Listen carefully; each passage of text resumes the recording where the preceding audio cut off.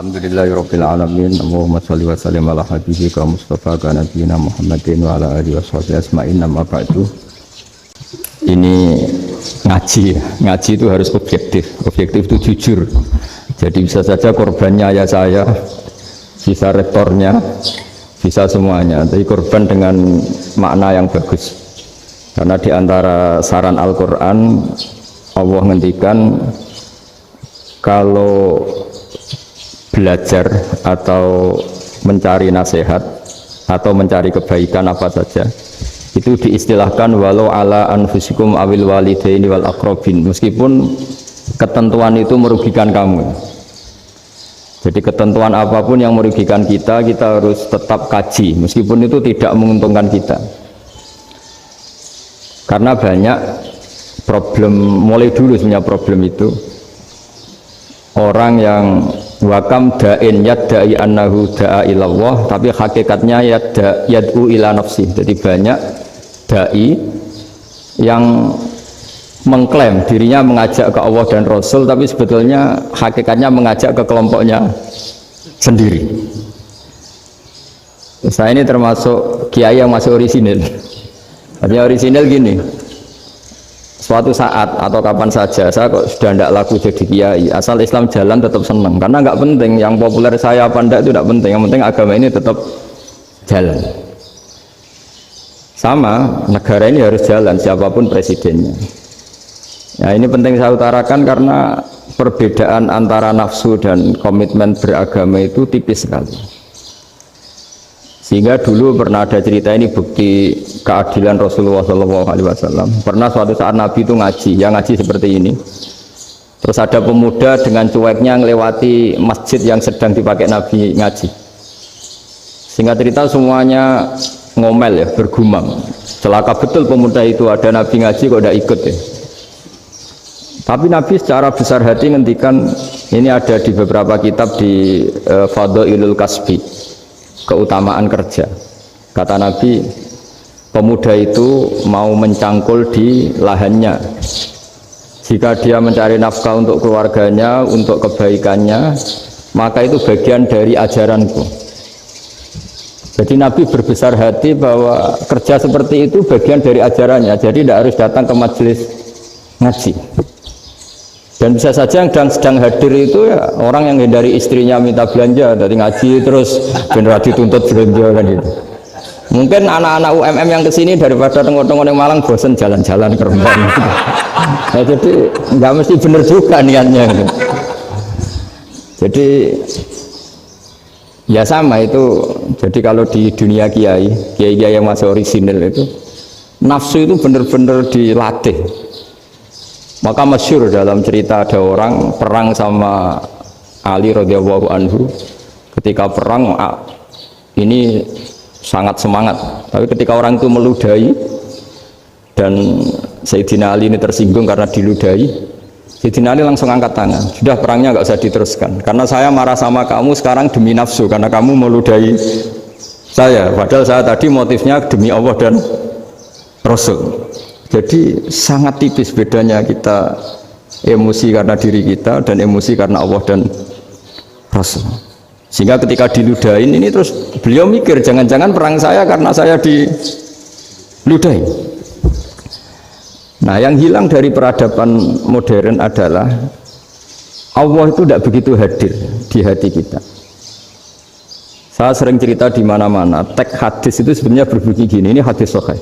Mangka na yu'minu billahi wal yaumil akhir fal yukrim jarohu. Ada yang fal yukrim jarohu doifahu, ada yang fal yakul khairan aul yasmut. Siapa yang iman dengan Allah dan Rasul maka harus memuliakan tetangganya, memuliakan tamunya. Dulu itu ada seorang ulama dipanggil anak muda, dibully terus sekarang. Wahai kiai, datang ke rumah saya. Datang kiai itu. Setelah sampai ke rumah orang itu, silakan kiai kembali ke rumahnya. Saya tidak butuh kiai. Kiai itu dengan riang kembali. Setelah di rumah dipanggil lagi. Pak Yai, silakan datang ke rumah saya. Datang lagi. Ya senyum-senyum kiainya santai. Wah, nggak jadi butuh Pak Yai. Silakan kembali lagi. Sampai 3 kali. Oh itu kalau rektor digitukan marah itu. Dosen marah. Kiainya santai. Santai, senyum-senyum, rileks. Ketika ditanya, kenapa Pak Yai tidak tersinggung? Jawabannya unik. Anak muda, saya ini senang sekali nuruti perintah Allah, disuruh menghormati tetangga, sehingga ketika Anda manggil ya saya datang. Ketika Anda nyuruh pulang ya saya pulang. Saya senang sekali nyenangkan tonggo. Dan itu perintah Allah, jadi tidak ada hubungannya dengan kamu. Wah, pemudanya nangis minta dimaafin. Kalau kita kan enggak, kita ini dosen, kiai, mungkin kita doktor, mungkin kita profesor. Tapi kita ini sering didikte oleh orang bodoh. Kalau orang bodoh jengkel, lo kita ya jengkel. Lo kamu jengkel, dijengkelkan orang bodoh itu namanya terdikte. Itu bodoh apa pinter? Wah, itu tidak pinter sama sekali. Kalau betul-betul kamu pinter, hanya bisa didikte oleh Allah Subhanahu wa ta'ala. Jadi antara hukum Allah apa? Wa ahsin man asa'a ilaika, berbuatlah baik sama orang yang berbuat buruk sama Anda. Itu dikteannya Allah. Kalau dikteannya orang-orang bodoh kayak dimangkel ben mangkel, terus kamu mangkel, itu bodoh apa pinter? Nah, problem kita kekinian adalah wong pinter, wong bodoh itu podo-podo bisa didikte oleh sekelilingnya. Terus karuan wataknya perempuan seperti itu, wataknya anak-anak seperti itu, kita didikte. Anak-anak jengkelin kita mangkel, berarti kita didikte oleh orang bodoh. Makanya agama itu unik, kadang ngendikan wa ahsin man asa'a ilaika, kadang wasil man qata'aka, sambunglah orang yang memutus kamu. Karena dengan demikian kita hanya didikte oleh Allah Subhanahu wa ta'ala, bukan didikte oleh hukum sosial. Cara Jawane nak ngapiki tangga sing apik akeh tunggale. Berbuat baik sama yang berbuat baik pada kita itu, mbok orang fasik ya seperti itu, maling ya seperti itu, sama. Tapi kalau berbuat baik sama orang yang berbuat jelek sama kamu itu baru luar biasa. Dan memang teksnya hadis wa ahsin man asa'a ilaika, berbuat baiklah sama orang berbuat buruk sama kamu. Jadi nggak boleh orang didikte.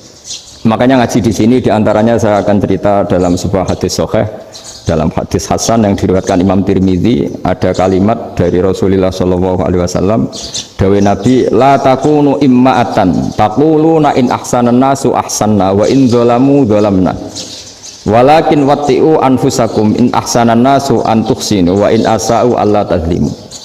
Kamu jangan jadi orang yang mudah diombang-ambingkan oleh orang sekeliling kamu, yaitu kamu mengatakan jika orang baik ke saya akan baik, jika orang buruk ke saya juga akan membalas buruk.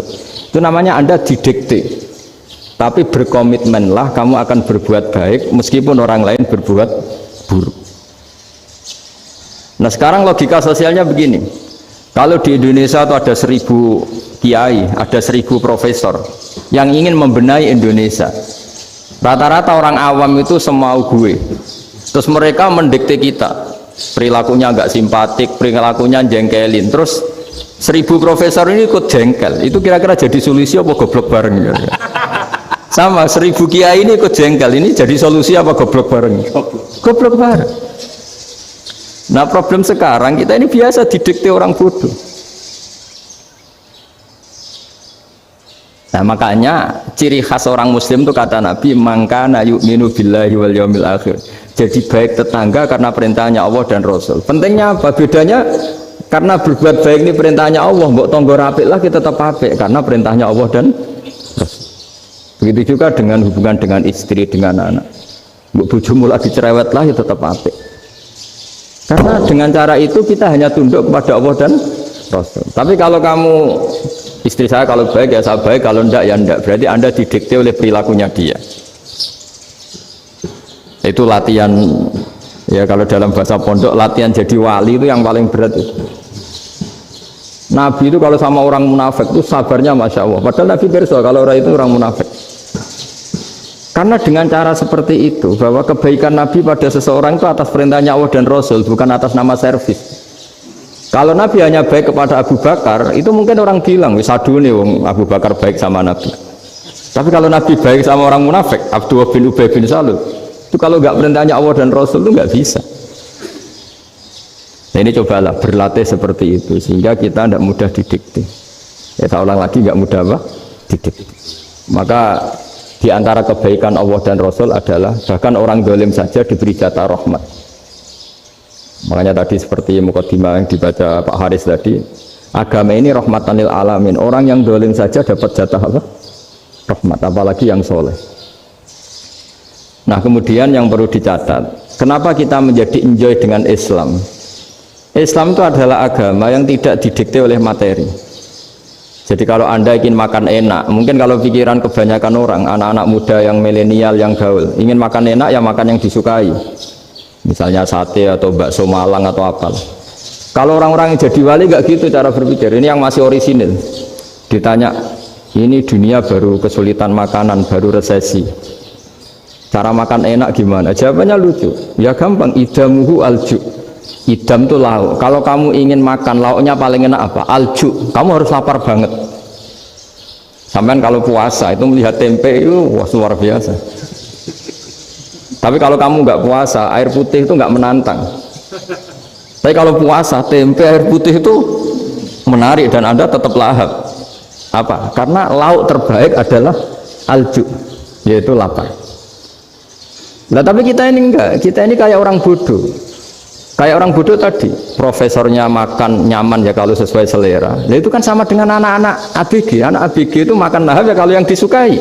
Lalu bedanya apa ABG sama profesor? Kalau cara berpikir masih sama kan itu. Kiainya juga gitu. Kiai makan enak kalau yang disukai, kalau enggak. Lalu bedanya apa kiai sama orang awam? Orang awam juga gitu, makan lahap ya kalau yang disukai. Nah ternyata perilaku kita ini yang pintar sama yang bodoh sama maksudnya. Kalau kamu ingin berkasta lebih baik, itu cara makan enak itu apa? Idamuhu al-ju'. Lauk terbaik adalah karena kita sangat lapar. Makanya masyhur dalam cerita-cerita tarikh sirah nabawiyah. Nabi diberi hadiah, beberapa hadiah. Di antaranya ada yang diterima, ada yang enggak. Termasuk yang dikembalikan itu dokter. Ada seorang raja memberi hadiah Nabi dokter Tobit.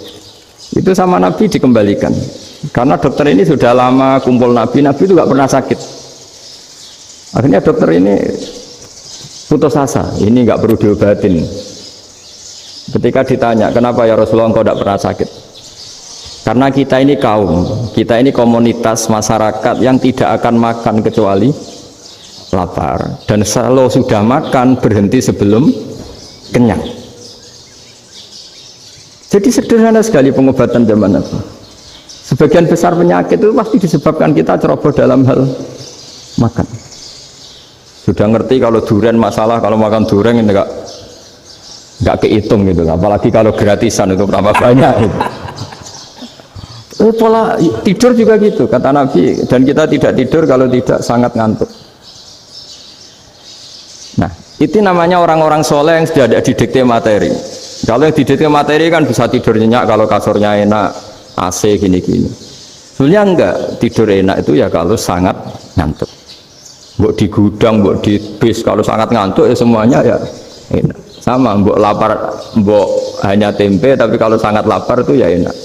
Nah ini ilmu yang mulai hilang, ilmu-ilmu yang mulai hilang. Nah, cara ibadah juga gitu. Kita ini kan, saya ini punya bapak kiai, mbah kiai, punya guru yang sangat alim ya seorang kiai Memun. Itu dulu kita pengkaji ilmu itu tidak pernah tahu bedanya NU dan Muhammadiyah. Karena dulu Mbah Darwis itu, Kiai Dahlan itu dulu ngajinya bersama Mbah Hashim ketika di Indonesia yang ngaji Mbah Soleh Darat. Mbah Soleh Darat itu dulu ngajinya sama buyut saya ke-6, namanya Mbah Soleh Asnawi di Kudus. Mbah Soleh Darat itu dulu alim-alimnya orang Jawa ya Mbah Soleh Darat, Soleh bin Umar. Tempatnya di Semarang, tapi beliau itu sebenarnya orang Jepara yang dekat Kudus. Setelah di Mekah, Mbah Hashim ini mondoknya ya, mulazimnya ke Syekh Mahfud Termas. Tapi sesekali ke Syekh Khotib Minangkabau.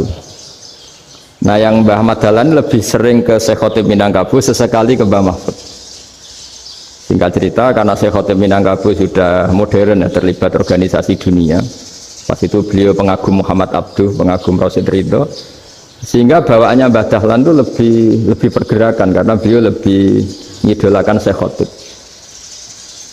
Nah Syekh Khotib sendiri sebenarnya orang Minangkabau. Jadi beliau namanya Muhammad saja sebenarnya. Jadi menantunya orang Arab. Oh itu dicibir mertuanya ini karena punya mantu orang Jawa, orang ndak Arab. Singkat cerita terus si mertuanya bilang gini, kamu jangan pernah bilang kalau orang Arab itu mansa kanal Arab, orang yang bertempat di Arab. Walakin man takallama bi arabiyyin fasihin, tapi orang bisa ngomong Arab secara fasih. Singkat cerita, kalau kamu tidak percaya, nanti suatu saat menantu saya kalau Jumatan, tidak usah kamu kasih tahu, langsung suruh jadi khotib. Nggak usah kamu kasih tahu, sarannya tidak usah kamu kasih tahu. Kalau sekarang kan enggak. Kalau dosen mau jadi khotib kan mengumpulkan materi dulu. Lucunya di antara materinya itu dari TV, makanya jadi ribet kan khutbah sekarang. Kalau musim corona ya akan ngomong corona, musim apa yang ngomong apa. Jadi lagi-lagi didikte oleh media. Sebenarnya kalau ngomong kan sesuai kebutuhan umat, ini obatnya apa. Tapi nggak sesuai trending topik, itu kan kayak anak-anak gaul. Ini dokter kok gitu kan aneh. Singkat cerita si khotib ini nggak dikasih tahu, saya Muhammad tadi nggak dikasih tahu, langsung disuruh khutbah. Fatakallama bikalamin fasihin, dia ngomong fasih sekali. Bahkan ngalah-ngalahi fasihnya orang Arab asli. Semenjak itu beliau dapat gelar Al-Khotib, orang yang cakap berpidato berkhutbah. Makanya terus dia Khotib Al-Minangkabau. Jadi orang Indonesia itu luar biasa. Dulu yang namanya orang Indonesia di Arab Saudi itu dihormati sekali, karena yang ke sana itu pasti ulama. Sudah alim di Indonesia ke sana, termasuk Mbah Ahmad Dahlan, Mbah Hashim dulu karena sama-sama muridnya Mbah Soleh Darat. Lama-lama yang ke sana itu TKI TKW itu ya mulai agak dibully. Dulu Syekh Nawawi di antara ijtihad yang dihormati itu beliau mengkritik nyuwun sewu orang yang kan orang biasanya normalnya kan muji orang mati syahid, hebat orang mati syahid itu hebat gini. Oke, kita sepakat orang mati syahid itu hebat. Tapi kata Imam Nawawi dengan syarat niatnya itu li'ila'i kalimatillah dan itu bawaan takdir. Saya ulang lagi, itu bawaan takdir, harus mati di medan perang. Tapi tidak boleh seseorang ini niat perang tapi niatnya supaya syahid. Karena kalau begitu berarti dia berniat supaya menjadi maktulal kafir, orang yang dibunuh orang kafir. Kedua, dengan dia mati berarti pasukan Islam berkurang. Berarti dia ingin pasukan berkurang, hanya ambisinya dia ingin langsung ke surga. Misalnya pasukan orang Islam itu 10, orang kafir 10. Kalau kamu ingin syahid berarti mati 1 kan, tinggal 9 kan. Nah kalau yang seperti itu 10 kan mati semua. Gara-gara ingin syahid akhirnya perangi rapati tenanan, benang mati, benang mlebu swarga. Kata Syekh Nawawi, ya enggak. Kalau kamu perang sama orang kafir ya niat menang. Dengan niat menang ini kamu ingin li'ila'i kalimatillah. Tapi kalau kamu ingin syahid berarti kamu menuruti keinginan nafsu kamu yang cepat masuk surga. Itu orang Arab kagumnya bukan main. Karena di mana-mana orang itu dinilai dari niatnya. Paham ini ya? Tapi perang loh ya, dalam kondisi perang, bukan teroris. Perang itu artinya orang kafir yang ingin bunuh kita, itu perang namanya apa? Perang. Dulu orang cerita syahid itu hanya pokoknya syahid itu hebat, pokoknya syahid itu hebat. Syahid di medan perang itu hebat, pokoknya syahid di medan perang hebat. Tapi ketika Syekh Nawawi memberi penjelasan ilmiah, jika kamu perang ingin cepat mati, ingin cepat syahid, artinya ini untuk pemenuhan diri kamu, karena kamu bayangkan langsung masuk surga. Kamu lupa bahwa dengan kamu dibunuh kekuatan Islam berkurang. Akhirnya beliau memberi penjelasan, syahid itu bagus, itu sebagai takdir. Hanya takdir itu kita perang yang ingin menang, tapi takdirnya mati. Jangan dibalik, oleh perang rapati tenanan, benang mati, namun itu yang pertama, termasuk ulama yang pertama memberi penjelasan itu Syekh Nawawi. Akhirnya melahirkan kekaguman yang luar biasa dengan tafsir Munirnya itu. Terus beliau itu orang yang rileks kalau menjelaskan ilmu. Ini ya juga guru-gurunya Mbah Hashim, Mbah Guru sama Mbah Hashim sama Mbah Ahmad Dahlan Syekh Nawawi. Jadi dulu yang alim di Arab itu ada Syekh Nawawi, ada Syekh Khotib Minangkabau, ada Syekh Bakir Jogja, ada Syekh Mahfud Termas. Itu orang Indonesia banyak sekali yang alim. Bahkan diantaranya yang dikagumi Al-Azhar itu juga orang Indonesia, nama Syekh Abdul Manan, itu mbahnya Syekh Mahfud Termas. Itu pertama ada duta besar Indonesia di Mesir, itu termasuk barokahnya Mbak Abdul Manan tadi, itu juga orang Indonesia. Jadi pemahaman ulama Indonesia itu khas, termasuk ketika memaknai apa? Syahid. ketika memaknai apa? Sahih. Itu unik. Ketika Senawawi diuji dulu itu yang namanya ulama diuji dulu oleh 100 ulama. Jadi dulu ya ada kompetisi. Imam Bukhari diakui jadi ahli hadis itu diuji oleh mi'atu muhaddisin, 100 orang ahli hadis, sanad dibolak-balik, matanya dibolak-balik, tapi beliau tetap bisa mengembalikan proporsi sanad itu. Senawawi pernah diuji gini. Ayul afdol al ulama awe salatin. Keren mana ulama sama raja atau sama orang-orang kaya sama penguasa? Ya keren ulama. Terus dibully sama orang. Tapi setahu saya banyak ulama yang ngantri di rumahnya raja, tapi saya tidak tahu melihat raja antri di rumahnya ulama. Kan kebanyakan kan mungkin ustadz atau kiai yang antri ngajukan proposal kan enggak. Nah, kalau raja kan enggak pati itu, malah enggak usah antri, kiainya sudah nyambut sebelum datang. Jawabannya lucu Senawawi itu, dan yang tanya itu langsung diem. Ya karena ulama itu tahu fungsinya uang, sehingga cara nyari sampai seperti itu. Sementara raja-raja itu tidak tahu fungsinya ilmu, makanya tidak pernah sowan ulama. Sehingga jadi ya dianggap enteng saja. Ulama kan tahu fungsinya uang, tahu untuk pondok, tahu masjid. Sementara raja tidak tahu fungsinya ilmu. Jadi itu khas Jawa ya. Khas Jawa, khas Indonesia. Apa-apa yang menurut orang banyak dengan tanda kutip itu buruk atau baik, itu orang Jawa menafsirkan tuh gampang saja.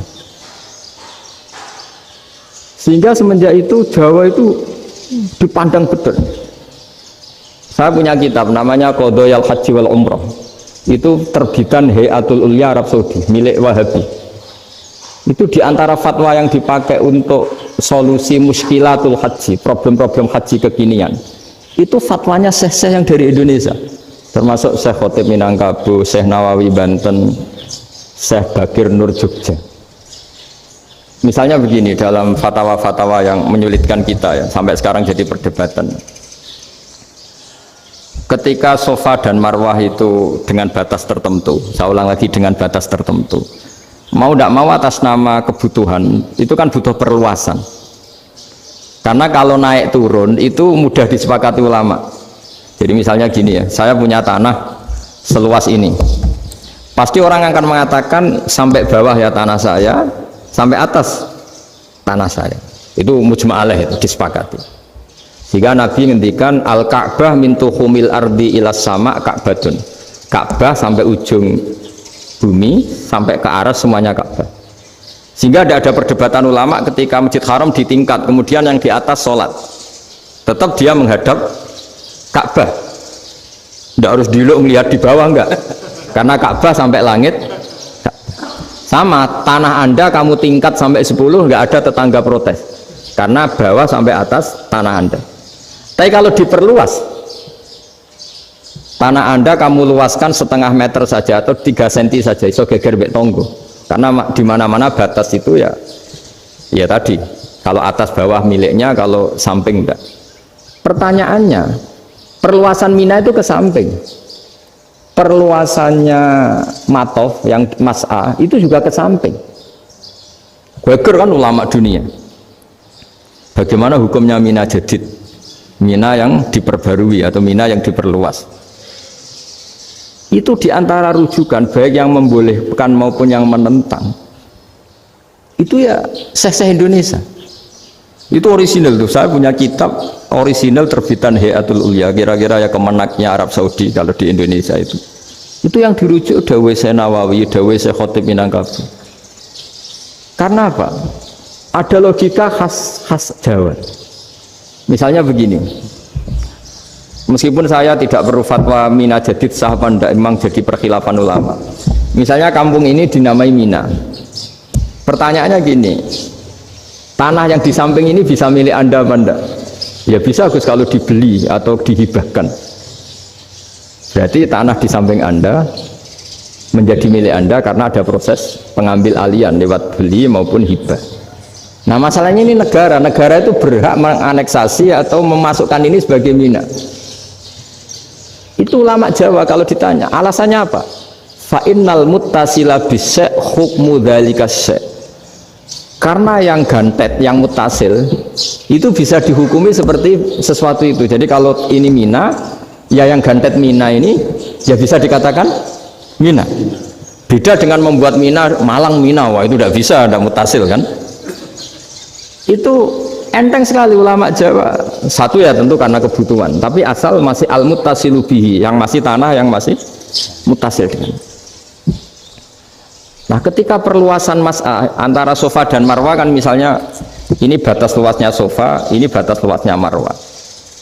Lalu atas nama kebutuhan, sofa marwah itu sampai sini.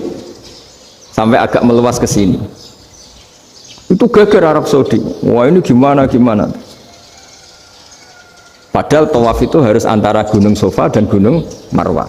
Sa'i itu ya. Tapi kalau istilah Quran memang tawaf sama-sama. Makanya apa? Inna sofal marwata min sya'airillah faman hajjal baita wa i'tamara fala junaha alaihi ayyat tawafati. Nah, jadi kalau istilah sa'i di Quran itu masih tawaf. Karena harus ada, kalau bisa lah, bukan harus. Kalau bisa memang harus ada unsur muternya. Kita kalau sa'i kan dari sini sofa sampai sini marwah, terus kan agak muter ke sini. Nah, kan agak membentuk lingkar. Nah, makanya Quran tetap mengistilahkan apa? Tawaf. Jadi bukan sini ke sini terus sini ke sini kan enggak, tapi sini sampai sini terus muter kan, terus sini. Jadi antara setar dan selama ini prakteknya kan gitu ya. Sofa ngambil sini, terus ke sini, terus agak muter. Ya karena ada unsur agak muter ini terus orang menyebut apa? Tawaf. Tapi itu bukan syarat sah, ini cerita ideal.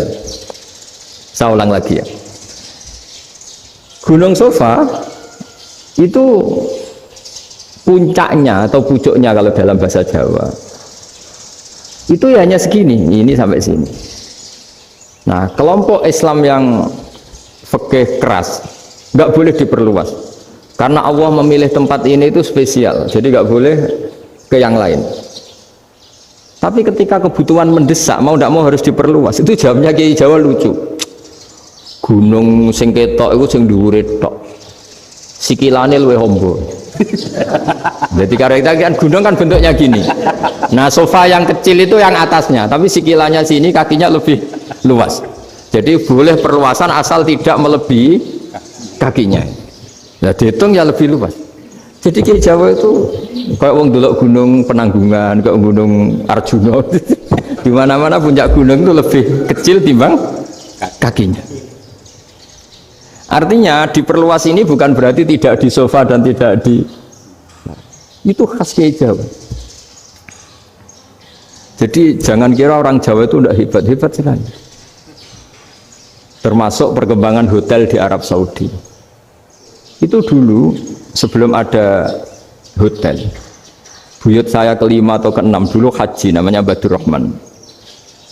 Itu kalau mau ingin apa ya, menghindari terik matahari itu masuk gua. Itu masuk gua itu hanya separuh badan, kakinya di luar. Jadi jangan bayangkan kalau gua di Indonesia kayak gua Akbar di Tuban orang bisa masuk jalan-jalan, enggak.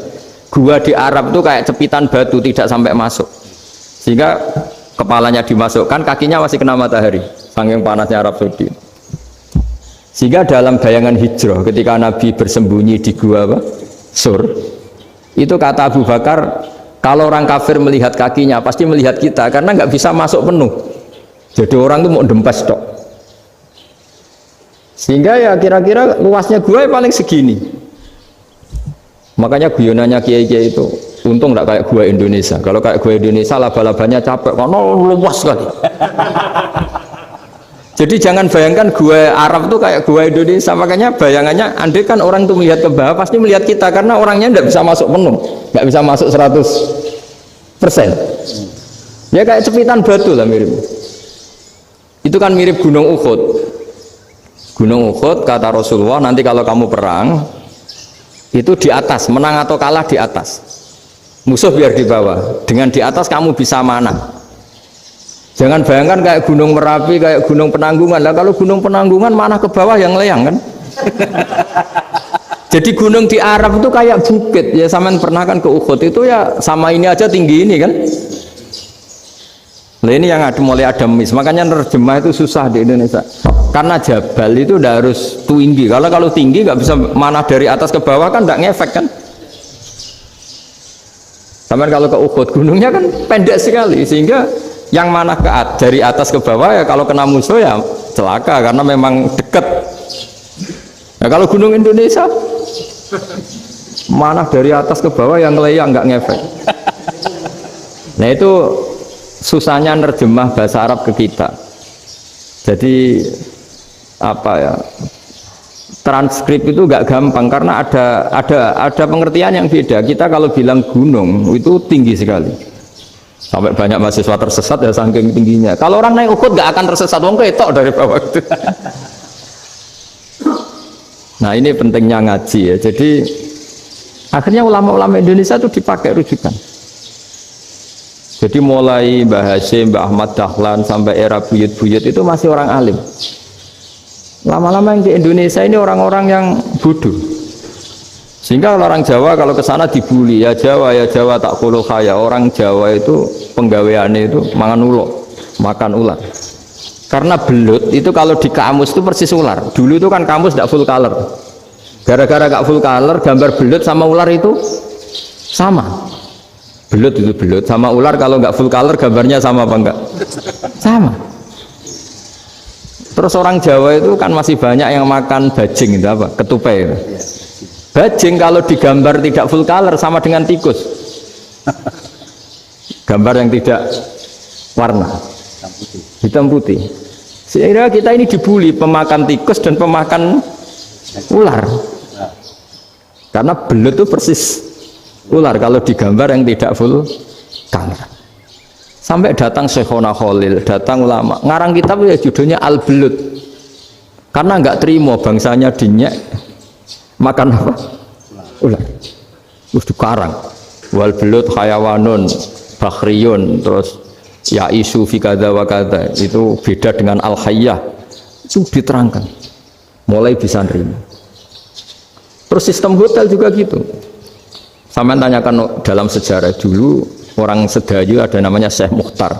Syekh Mukhtar bukan bikin rumah besar yang siapapun orang Indonesia haji itu nempat di sana. Nah ini yang menginspirasi akhirnya ada hotel. Dulu Syekh Mukhtar hanya menyediakan untuk hujat-hujat Indonesia. Lama-lama jadi hotel. Tidak mau saya mau cerita. Kata Mbah Mun sering cerita. Kenapa wa ma arsalnaka illa rahmatan lil alamin, kata Mbah Mun, Allah itu pasti bikin ulama yang tidak produk Arab itu pasti ada. Kalau orang Arab jadi ulama wajar, bahasanya Arab, domisilinya di Arab. Tapi Allah akan selalu bikin ulama yang tidak bangsa Arab. Imam Ghazali itu Tus itu Persia. Imam Bukhari itu kira-kira kalau sekarang ikut Uzbek. Ya, Imam Bukhari itu kalau negara sekarang ikut mana? Uzbek.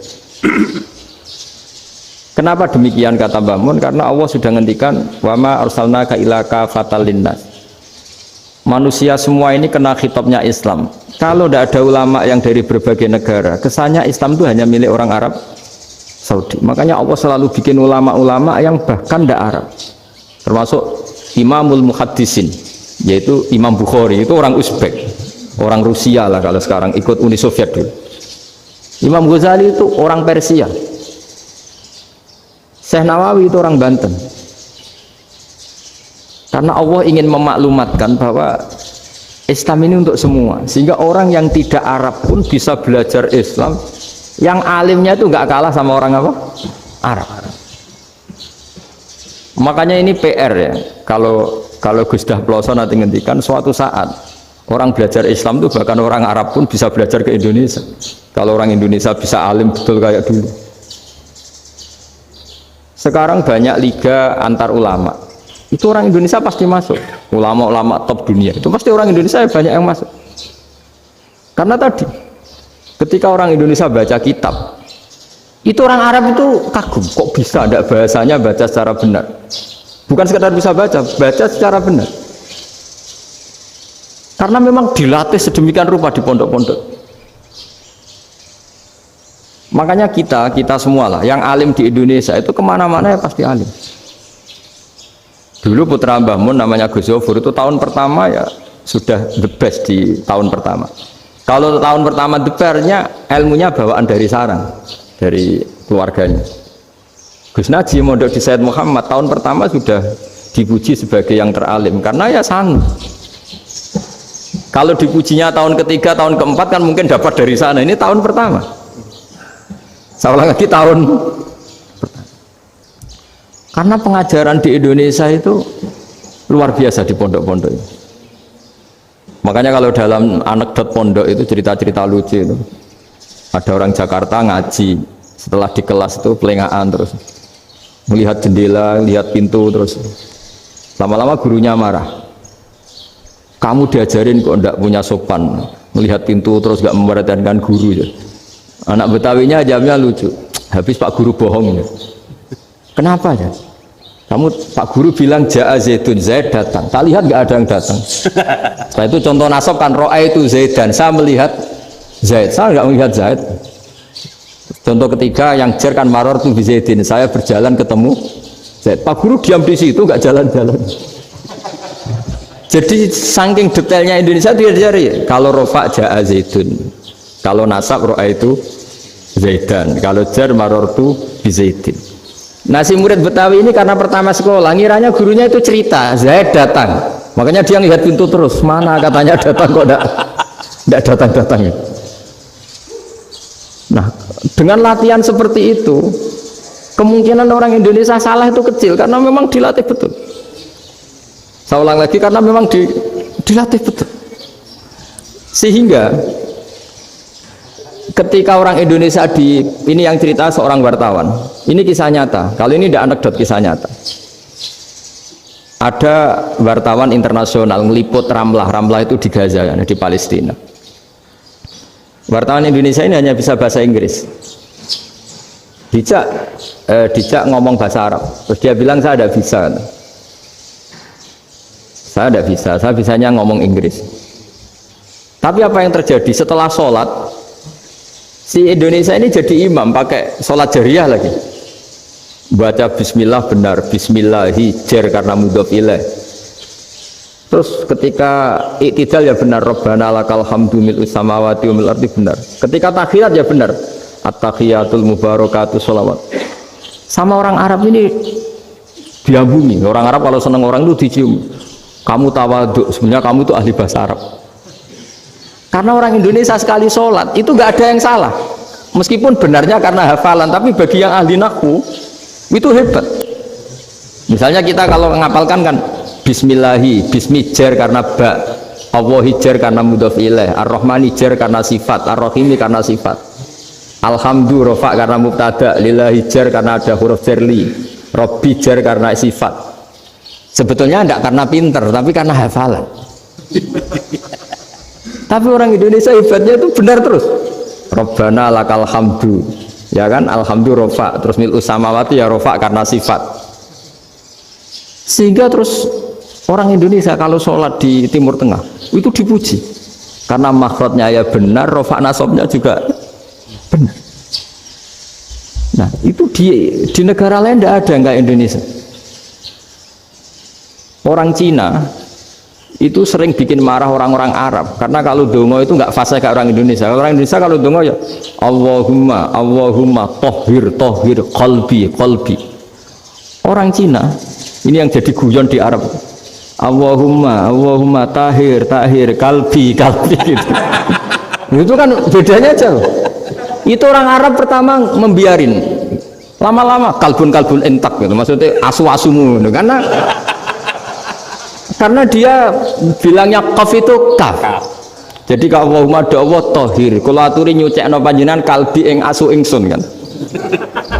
Tapi kalau qalbi itu ati ingsun, tapi kalau kalbi anjing ingsun. Bedanya qaf sama kaf. Karena arah-arahnya kalbun entak, asu-asumu maksudnya kan. Tapi padahal orang Cina itu bareng dilihat teksnya ya pakai qaf. Orang Indonesia enggak, mulai kecil dilatih sak fase-fase. Sampai yo sulit betul latihan Fatihah itu. Kalau di Kudus malah sampai 3 bulan Fatihah.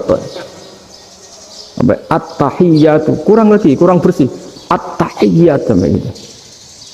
Sampai ada cerita itu orang dipanggil maftuhin itu enggak melengak, harus maftuhin. Baru melengak. Tapi barokahnya itu orang Indonesia kalau dongo memang benar-benar Allahumma tohir qalbi.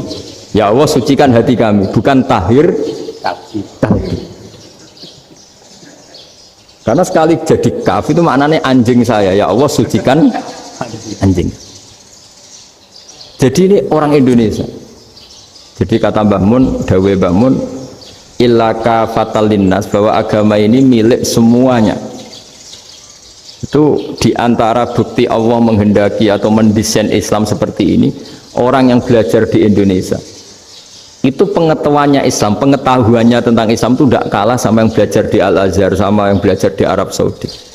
Makanya ini PR-nya UMM, PR-nya IAIN, PR-nya UIN. Bisa enggak sealim mereka dalam bahasa Arab? Nah, bahasa Arabnya mau man anta, ana zaidun. Jangan sampai, karena kita di sana ini kadang dibully. Orang Arab tuh kalau bully kita, sampai tak kasih cerita. Itu ngawurnya Masya Allah.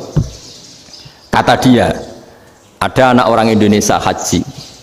Si anaknya orang Indonesia dijotos sama anaknya orang Arab. Dijotos, dipukul. Jika cerita terus si orang Indonesia nggak terima, anaknya yang orang Arab dipukul. Yang balas bapaknya. Orang Arab tanya, lima ada dorobta ibni, kenapa kamu mukul anak saya? Itu orang Indonesia bahasa, wah aku sudah. Jadi hanya bilang gitu. Artinya anak saya dihada ya maka tak ada. Arabnya gitu. Anak saya dipukul maka saya balas mukul. Itu orang Arab mantuk-mantuk oh gitu. Paham? Suatu saat ada orang Indonesia itu sama orang Arab itu dilus-lus itu ya digini-giniin. Karena dia latihan bahasa Indonesia, latihan bahasa Arabnya itu masih mufrodat. Jadi kalau mengartikan yadun itu tangan, saro itu jalan. Jadi kalau jalan ya saro-saro. Roksun itu kepala, ana itu engsun. Jadi karena dia nggak ngerti penggunaannya, itu bahasa Arabnya itu yadun anta. Jadi bukan yaduka tapi yadun anta. Berarti tangan kamu. Saro-saro itu jalan-jalan. Ala roksi ana yang atasnya sirah engsun. Jadi mestinya yang benar kan yaduka saro ala roksi atau gitu. Tapi enggak dipotong-potong. Yadun tangan kan, anta kamu, berarti tangan kamu. Saro-saro jalan-jalan. Roksun itu sirah, anak ingsun. Jadi di atas kepala saya. Orang Arab tertawa-tawa. Tapi paham? Maksudnya seperti. Jadi kita ini dibully di Arab itu Masya Allah. Jadi akhirnya lahirlah ulama-ulama tadi yang saya sebut tadi. Bahkan pernah lama sekali ulama Indonesia itu jadi master di Arab Saudi, yaitu Senawi Banten. Itu kalau orang sana bilang itu Sayyidu Ulama Il-Hijaz, top-topnya ulama Mekah Madinah, padahal beliau orang Indonesia dan dimakamkan di Ma'la itu dekat makamnya Sayyidah Khadijah karena sangat dihormati. Nah, di antara sebab dihormati adalah ketika orang memahami syahid, maknanya pokoknya maktulal kafir. Syahid itu adalah orang yang kalau perang itu mati di medan perang. Itu Imam Nawawi merinci secara detail. Kalau dia perang supaya tujuannya mati syahid cepat ke surga, berarti dia nuruti hadzun nafsi, ingin cepat ke surga. Tapi dia lupa bahwa dia dengan terbunuh pasukan Islam berkurang kekuatan. Maka syarat perang yang benar adalah ya ingin menang. Di mana-mana perang ya lillahi kalimatillah, supaya kalimat Allah itu menang, jangan ingin kalah. Soal dia mati takdir, tapi jangan ingin mati. Wah, itu terus dikagumi. Ternyata memang, oh iya ya, kalau pasukan Islam 10, kafir 10, kita ingin syahid, berarti ya kalau orang ingin syahid kan terus mungkin perangnya ada hati-hati, main ngawur saja terus kalah mati. Sudah apa kalong satu kan, terkurangi satu kan. Nah kalau semuanya 10 punya niat gitu, nah itu Senawawi. Senawawi itu orang yang begitu gampang nerangkan Quran. Bahkan ketika orang Arab kesulitan ngartikan famathaluhu kamathalil kalbi intahmil alaihi yalhas atau tatrubuna yalhas. Orang tomak itu ibarat kayak anjing. Anjing itu kamu kasih makan ya tetap melet, menjulur-julurkan lidahnya, kamu ndak ya ndak. Imam Nawawi ditanya, "Ma wajusibbi?" Lalu wajah tasbihnya di mana? Beliau menjawab, "Fit tomak." Jadi anjing punya dua sifat yang berlawanan. Di bab ilmu dipuji. Nggak ada hewan yang mudah menerima ilmu kayak apa? Anjing. Sehingga Quran mengistilahkan wa ma 'allamtum minal jawarihi mukallibin. Hewan yang mudah diajari itu oleh Quran dibahasakan sudah menganjing. Karena anjing adalah hewan yang paling mudah apa? Diajarin. Itu diakui oleh Quran wa ma 'allamtum minal jawarihi mukallibin. Tapi dia punya sifat yang sangat buruk sekali, yaitu nggak pernah puas. Makanya ketika Bal'am bin Ba'ura, ada tokoh yang kedonyan ya, itu kalau diistilahkan Quran walakinnahu akhlada ilal ardi wattaba'a hawa famathaluhu kamathalil kalbi in tahmil 'alaihi yalhas aw tatrukhu yalhas. Jadi anjing punya dua sifat yang berlawanan. Di bab ilmu dipuji karena paling mudah diajarin. Itu saya pernah ke Malaysia, diceritain sama polisi Malaysia. Anjing itu saking cerdasnya itu bisa deteksi CD palsu sama CD bajakan, asli sama bajakan. Itu kan gak kebayang. Kalau narkoba mungkin masih ada bau khusus ya, atau mesiu atau bom masih ada bau khusus. Ini enggak. Anjing itu dilatih ngecek CD yang asli sama yang palsu. Oh itu kebablas itu pinternya itu. Itu harganya itu 1 miliar lebih, paling mahal. Jadi mungkin bisa deteksi ini dosen betul apa abal-abal itu bisa. Itu kiai betul apa kiai pesanan itu mungkin bisa. Itu saya punya kitab namanya Al-Hayawanul Kubro. Itu cerita prestasi-prestasi hewan. Itu yang berkuras-kuras sampai berjilid-jilid. Itu ya cerita anjing. Tidak ada hewan sebaik anjing. Di bab itu ya, di bab sampai ya tadi. Ada anjing yang sangat loyal sama majikannya. Loyalnya Masya Allah, sopannya Masya Allah.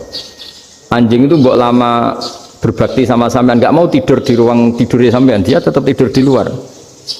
Corong Jawa nggak ngelama. Suatu saat si raja ini minum, wisata minum. Pas mau minum diterjang sama anjingnya sampai tumpah. Kecewanya raja ini itu karena selama ini anjingnya sopan sekali. Sekedar ganggu di ruangannya nggak pernah, malah ini mau minum, minuman yang disukai diterjang anjingnya tumpah. Marah kan anjingnya di mana? Ternyata apa? Minuman itu, anjing ini tahu kalau minuman itu beracun, diracuni oleh musuhnya. Itu saking hebatnya anjing sampai ketika ngawal rajanya itu tidak sekedar ada penjahat atau maling, bahkan trik-trik kayak minumannya diracun oleh orang lain tuh anjingnya tahu. Sehingga pas mau diminum diterjang sampai terus supaya nggak keminum.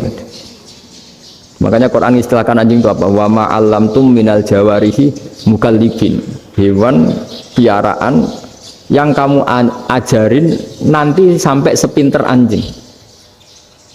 Makanya Ashabul Kahfi itu ketika ngajak anjing tadi, beliau tidur, anjing itu tidurnya bil wasit, wakal buhum basitun zira'aihin bil wasit. Jadi dia tidur dalam posisi siaga. Loh, coba anjing itu nggak pernah sekolah, karena dia posisi menjaga, tidurnya itu kayak siaga gini, bukan ngorok semadep ke atas terlentang, itu enggak. Andai kan dia tidur terlentang itu kan yang mau mengganggu kan, wah sunai turu, itu enggak. Dia tidur posisi siaga, makanya disebut lawit tolak ta'alihim lawalaita minhum firoron. Kalau kamu melihat anjing itu pasti lari, karena dia posisi siap merekam. Jadi tidur tapi posisi siap merekam. Jadi matanya tetap terbelalak kayak siaga. Padahal itu enggak diperintah, ya dia memang punya nalar untuk itu.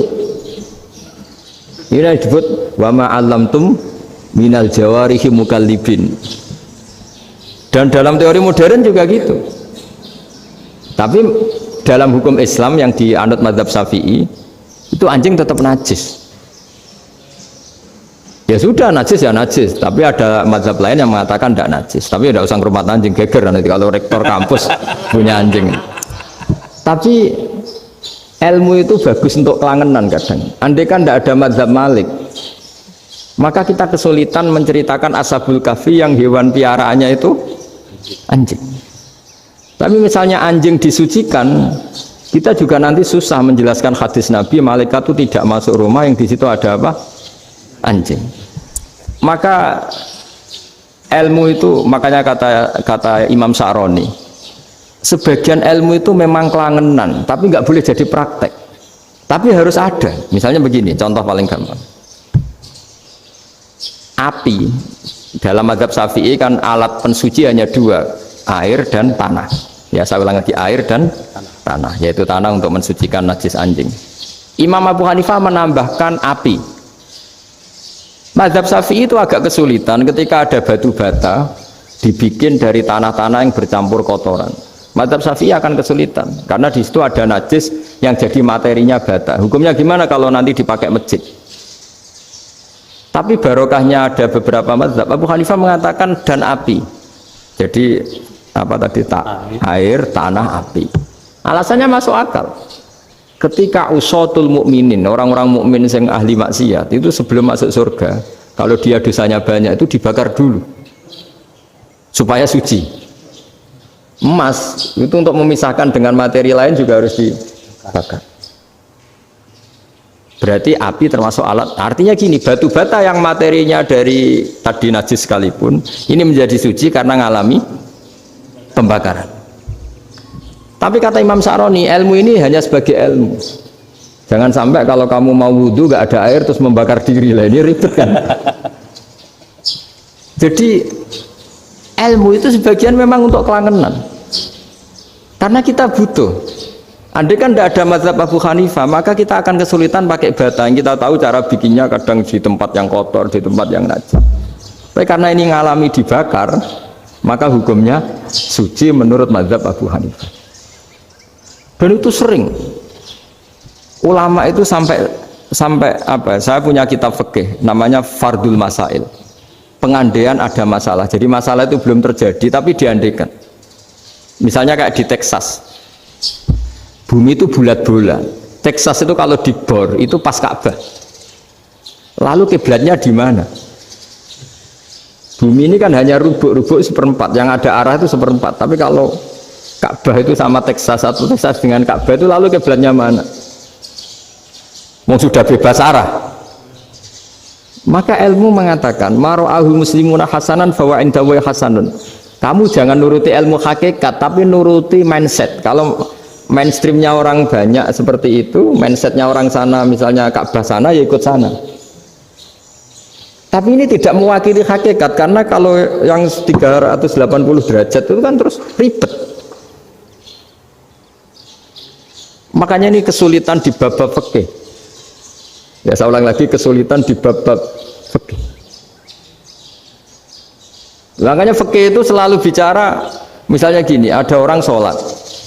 Saya ulang lagi. Setelah salam pertama dia kentut, itu sholatnya batal apa enggak? Itu lama berdebat. Yang dikatakan rukun sholat itu salam pertama, sehingga orang kalau sudah salam pertama maka sudah keluar dari sholat. Maka kalau kentut gak apa-apa, wong yang keluar dari sholat itu salam pertama. Tapi lalu pertanyaannya, kenapa Nabi salam 2 kali? Lalu yang kedua gunanya apa? Ribet kan, partai ini kalah pasti kalau ditanya gitu. Tapi kalau ditanya dibalik, sholat itu satu ibadah yang dimulai dengan takbir, yang diakhiri dengan salam. Berarti salam pertama itu pengakhir apa nunggu salam kedua? Pertama, di semua ulama bilang salam pertama. Kalau salam pertama sudah pengakhir, berarti pembatalan setelah itu nggak punya efek, nggak punya akibat. Itu kan ribet. Debat fikih itu memang ribet. Fikih itu memang senam otak, karena pertanyaannya mirip-mirip seperti itu. Nah, sampean milih mana? Milih salam pertama apa salam kedua? Pasti ulama milih salam pertama. Jadi anehnya fikih itu di situ. Misalnya orang mati, takbir itu berapa kali? 4 kali. Andai kan takbir 5 kali itu batal apa enggak? Satu ulama mengatakan 5 kali itu batal, karena rukunnya sholat jenazah itu takbir 4 kali. Berhubung ini rukun, kalau nambahi ke 5 berarti menambahkan rukun. Kayak kamu sholat rukuk 2 kali kan batal, sujud 3 kali batal, karena menambahkan apa? Rukun. Berarti kalau takbir 3, 4, 5 kali batal. Tapi pertanyaannya, takbir itu adalah wiridan biasa, sehingga kalau ditambahkan nggak punya akibat batal. Jadi perdebatan ulama itu kadang ya lucu. Kayak kemarin Pak Haris pas pertama bertamu ke sini mau ngundang saya, tak ceritain. Dulu sholat jenazah itu pasti mayat di depan, karena lazimnya sholat jenazah itu mayat di depan. Tapi mulai dulu lama sudah berpendapat, andai kan jenazahnya di belakang pun tetap sah. fa innal janazah laisat bi imamin, karena jenazah itu tidak imam. Kenapa harus di depan? Oh, tidak imam kok harus di depan. Itu mulai dulu. Sehingga ketika Arab Saudi pernah mengalami tragedi, ada orang yang dibungkus kayak mayit, ternyata senjata. Setelah di dekat Ka'bah dipakai dulu, tragedi tahun berapa itu, pokoknya pernah ada tragedi itu. Semenjak itu Arab Saudi kalau ada orang mati tetap di kamar mayit, terus ada sholat jenazah, padahal mayitnya di belakang yang jamaah. Jadi meskipun kita tidak akan bikin ajaran baru jenazah di belakang, ya tidak keren, kasihan kan, tetap biasanya di depan ya di depan. Tapi meskipun jenazah ini di depan, kita tetap berpendapat andai kan di belakang tetap sah, tapi nggak usah dipraktekkan. Nah, pentingnya ilmu ini begini, saya misalnya di Rembang, boleh nggak nyolati ghaib jenazah yang di Surabaya? Boleh kan, padahal yang kita solati di belakang. Jadi ilmu itu penting, cocok tidak cocok, nama ilmu itu penting. Terus ada gini lagi pertanyaan di fikih. Memang saya sengaja akan ngaji fikih. Kalau ngaji intelektualitas orang Muhammadiyah juara lah. Tapi ini ngaji fikih. Ada orang sarongnya itu pas sampai lutut. Kalau berdiri lututnya tertutup. Tapi nanti kalau ruko agak jengking lututnya terbuka. Itu batalnya nunggu ruko apa mulai takbir sudah batal? Padahal pasti nanti batal kalau ruko ini. Itu ada ulama yang mengatakan ya batalnya nunggu ruko. Bagaimanapun terjadinya pembatalan waktu ruko. Ada ulama mengatakan yang enggak mulai awal sudah tidak sah itu, karena pasti ngalami batal. Nah, pertanyaan-pertanyaan seperti itu penting karena lalu Allah menilai apa? Ya nilai niatnya. Misalnya gini, kalau contoh itu mungkin Anda tidak tertarik, tapi contoh begini. Kita mau operasi jam 10 siang. Kita tahu kalau nanti 10 siang akan divonis medis harus makan karena mau berobat. Malamnya itu kalau kamu orang soleh, bayangkan kamu orang soleh, kalau tidak orang soleh kan tidak punya komitmen, kamu milih niat puasa apa enggak jam 10 mesti muka menisan raposo, kamu orang soleh. Kalau kamu orang soleh pasti milih puasa karena ini Ramadan, meskipun nanti jam 10 pasti disuruh batal sama dokter. Setidaknya kita berpikir gini, nak mati jam itu paling enggak ditulis saya sebagai orang yang puasa. Jadi perasaannya orang soleh itu beda. Kalau orang kok sampean barang menisan raposo kok ya mesti. Sampean tidak pernah berpikir bahwa puasa mulai fajar sampai jam 10 itu luar biasa. Bisa saja kita mati jam 7, bisa saja mati jam 6. Kan ditulis Allah sebagai orang yang berkomitmen terhadap puasa. Terus ada kemungkinan kecil, udahlah jam 10 itu dokternya sakit atau nggak jadi ke sana. Berarti kamu kan nggak jadi boga. Kan ya mungkin juga. Sama yang tadi, delalah sebelum ruko ono wong sing nyarongi sampean, sehingga sholatnya normal. Kamu tidak menemukan pakaian yang pas, jebule pas setelah ruko, mau ruko, ono wong ngerti, wah sholatnya kira bener disarongi. Itu agama. Jadi agama itu dimulai dari mana coba? Dimulai dari niat, dari komitmen. Nah sekarang kelirunya kenapa ada garis keras? Agama itu dimulai dari keinginan ideal. Itu yang mulai itu ada orang-orang garis keras. Agama ini enggak, agama ini dimulai dari niat. Sampai ada kaidah agama la yudraku kulluh la yudraku kulluh. Kalau tidak bisa ideal jangan ditinggalkan sama sekali. Tapi orang enggak, sekarang bayangkan Islam itu ideal. Pemimpinnya ya soleh, masyarakatnya soleh, enggak ada maksiat, enggak ada apa. Nan apa ilmu? Kalau secara ilmu mulai dulu ya ada orang dolim, ada orang soleh. Nabi kurang baiknya. Di angkatan itu ya ada orang munafik. Jika ulama itu sudah berpendapat ideal itu piye? Zaman Nabi saja ada orang apa? Munafik. Itu ilmu. Kalau nuruti kelangenan, inginnya dunia ya steril, nggak ada maksiat, nggak ada. Dan agama itu diciptakan Allah itu memang unik. Calon Nabi misalnya, Nabi Musa itu sing rumat Fir'aun. Ketika Nabi Muhammad lahir, sing ribet manitia ini Abu Lahab. Orang dosen UMF. Coba. Karena Allah ingin memaklumatkan ke kita bahwa agama ini akan hidup di kondisi apapun. Asia, istrinya Fir'aun itu termasuk mukminah yang dipuji Quran. Padahal dia bukan istrinya pengurus NU atau pengurus Muhammadiyah, istrinya Fir'aun. Tapi itu pelajaran bagi kita bahwa orang-orang baik itu tidak harus di lingkungan yang baik. Masjid paling makmur itu kadang di dunia mungkin ya jangan bakas Mekah Medina itu karuan. Mungkin di antara masjid yang makmur justru yang di Kanada, di Amerika mungkin. Karena merasa minoritas tuh perpustakaannya ada, pekajiannya ada. Tapi banyak masjid di daerah pesantren yang malah sepi. Karena kiainya tahu jamaah di masjid itu wajib. Lalu itu ada daerah pesantren, seorang lagi ada daerah pesantren. Didikon pengajian, monggo nekani pengajian, maca selawat ning omah yo ganjaran padha wae. Ribet kan? Mau dibantah itu benar, mau dibiarin merusak tatanan. Jadi saya mohon sekali ya, jadi ilmu itu diperbandingkan supaya perbedaan-perbedaan itu biasa. Dulu Imam Malik itu punya murid namanya Imam Syafi'i. Itu dalam banyak hal itu perbedaannya tajam sekali. Ya saya ulang lagi, dalam banyak hal itu perbedaannya tajam sekali. Misalnya begini, ini terakhir percontohan saya fikih, nanti dikaji sendiri. Ada seorang A'rabi, Ja'a A'rabiyun, ini di hadis sahih diulang-ulang di semua Al-Kutubus Sittah ada peristiwa ini. Ja'a A'rabiyun ila Rasulillah sallallahu alaihi wasallam faqala ya Rasulullah ahlaktu. Qala wa ma ahlakaka qala wa qatu imraati fi nahari Ramadan. Ya Rasulullah, saya ini orang yang rusak. Kenapa? Saya ini hubungan intim sama istri saya ketika masih siang Ramadan. Singkat cerita orang ini dihukum berat sama Nabi. Hukumannya adalah karena dia membatalkan puasa ketika dengan hubungan intim. Sama Nabi dihukum, kamu harus merdekakan budak.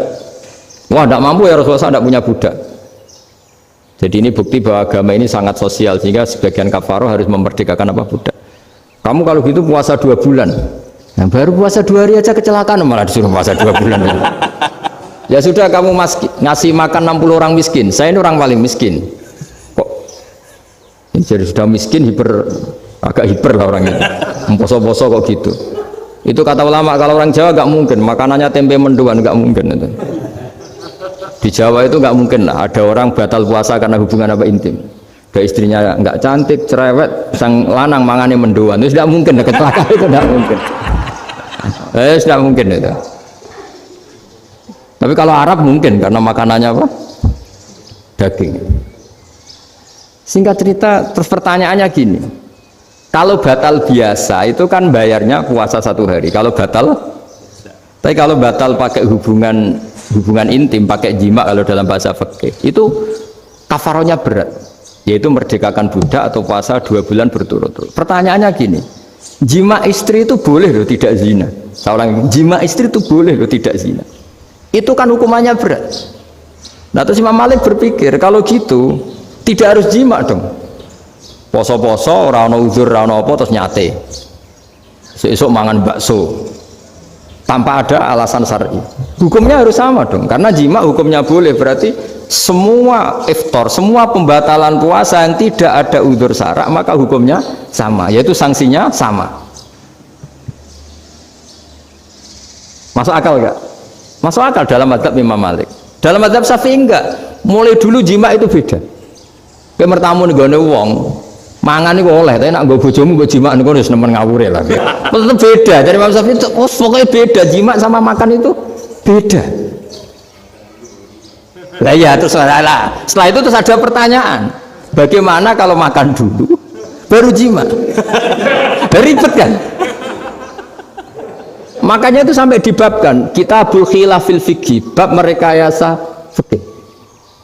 Makanya itu perdebatannya orang Hanafi sama Imam Syafi'i juga sama. Ada orang jam segini lapar sekali, kalau langsung makan kan kena sanksi. Ya pergi aja dulu, pura-pura ngaji ke Gus Bah gitu. Nanti kan jadi musafir kan? Wah itu sudah boleh itu kan? Musafir. Padahal enggak. Memang dia pergi itu karena supaya bisa makan. Mau enggak kepikiran ngaji, tahu-tahu ingin ngaji. Mumpung Ramadan Nah makanya dibabkan. Apakah boleh merekayasa fikih? Tapi fikih bisa apa coba? Dengan status kamu musafir, ya memang boleh iftar, boleh berbuka. Nah, itu terjadi terus perdebatan ulama menyangkut fikih. Karena memang masalah furu'iyah. Sehingga termasuk perdebatan kita dalam perilaku, misalnya ada orang NU kalau habis salam itu menghadap ke kiblat karena arah terbaik itu kiblat. Tapi sebagian orang Muhammadiyah atau mungkin semuanya menghadap ke makmum. Itu memang teks hadisnya itu, kita yang meneliti hadis itu semua syarah itu berdebat. Nabi memuji kiblat itu arah terbaik, oke. Tapi di bab itu Nabi itu aqbala alaina, menghadap ke kita. Lalu pertanyaannya, kenapa menghadap ke kita? Ada mengatakan karena Nabi memang punya tradisi kadang ngendikan. Ya tentu dulu istilahnya tidak kultum, nggak ada istilah itu dulu, 7 menit itu nggak ada. Tapi ada ulama yang analisis begini, termasuk kitab Fathul Bari. Nabi itu tokoh sentral, taruh lagi Nabi itu tokoh sentral. Ini kata kitab Fathul Bari, bukan kata saya. Nah, orang-orang yang imamu kaumi, orang-orang yang jadi imam di daerah masing-masing, tetap kalau sholat itu ikut Nabi. Ikut Nabi, setelah salam langsung pulang. Jadi sebetulnya salam langsung pulang itu ya ada sejarahnya, karena dia mau jadi imam di daerahnya. Nah, tidak kebayang kalau Nabi itu madhep kiblat. Kalau Nabi madhep kiblat, orang yang masbuk yang barusan datang pasti langsung usolli, misalnya fardhu isya'i misalnya, terus makmum Nabi, padahal Nabi sholatnya sudah selesai. Jadi intinya gini, kata Fathul Bari, imam setelah salam itu harus bikin gerakan atau omongan atau apa saja yang menunjukkan kalau sholatnya selesai. Di antara gerakan itu adalah beliau harus menghadap ke hadirin atau menghadap ke utara atau apa saja yang penting menunjukkan kalau sholat ini sudah selesai. Itu fikih. Jadi fikih itu cara menganalisis itu memang unik. Karena kalau Nabi tetap seperti itu, posisi pancet seperti itu, maka orang yang baru datang mengira Nabi masih sholat. Nah, pertanyaannya kalau mereka sudah takbir malah sholatnya tidak sah. Kenapa tidak sah? Menggantungkan sholat atau mengikatkan sholatnya dengan orang yang sudah tidak sholat. Jadi menjadikan orang yang nggak sholat sebagai imamnya kan nggak boleh. Maka Nabi harus memaklumatkan dengan gerakan itu bahwa beliau sudah tidak sholat. Karena orang datang dari berbagai daerah. Jadi nganalisis fikih, fiqhul hadis namanya. Itu ulama itu mau tidak mau debat. Karena pertanyaannya itu kenapa? Ya memang mau apa? Karena yang namanya sosial itu yahtamilu muhtamilatin, ada sekian kemungkinan. Makanya dalam madhab istimbat itu, ketika Nabi sodakoh pakai tamer, pakai kurma, itu ulama mesti ngitungnya tuh kut. Kut itu makanan pokok. Sehingga Imam Syafi'i mengatakan kalau di Indonesia pakai beras misalnya, karena kutil balad Indonesia itu beras.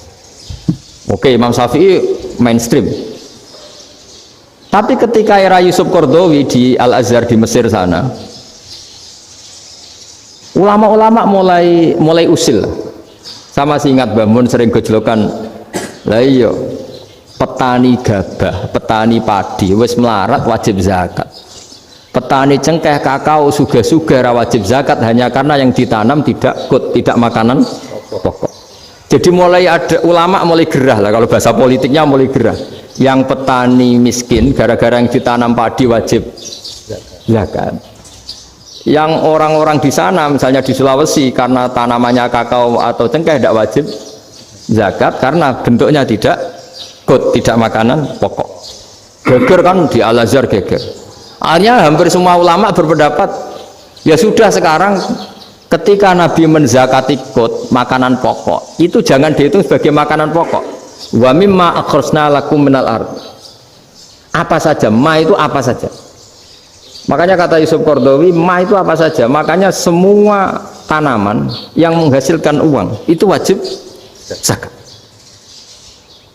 Nah, masalahnya kitab-kitab Syafi'iyah itu sudah mamlu'ah, sudah penuh dengan penjelasan misalnya fala zakata fil khadrawat, maka enggak perlu zakat untuk kayak kangkung, semangka dan sebagainya. Nah, lalu kiai-kiai angkatan modern kayak Mbah Mun itu sering dapat masukan. Saya pernah dengar sendiri, Yai, saya ini punya sawah 1 hektar, tak tanamin padi, itu enggak pernah kaya saya. Sekarang tak tanamin kangkung malah saya kaya, karena tiap 3 hari panen tak kirim ke Jakarta. Itu orang Indramayu yang tanya. Jadi gak tanam padi gak pernah kaya, tanam kangkung kaya. Nah, karena dia orang soleh, kalau zakat boten. Mau diwajibkan zakat tidak makanan pokok, mau tidak wajib dia kaya. Semenjak itu perubahan di Indonesia ikut. Akhirnya ada zakat. Pokoknya asal tanaman yang satu nisab ya wajib zakat. Masih ada debat lagi. Ketika nanam ingin dipanen, itu dia petani apa pedagang? Karena nanti perdebatannya ikutnya zakat zuruk, zakat tanaman apa zakat pedagang. Kalau sampean nggak pernah debat berarti sebenarnya Anda tidak dosen Islam ini. Mau berusaha nggak pernah diskusi fikih apa Islam. Karena saya berkali-kali punya tamu itu begini, Gus saya ini pedagang melon,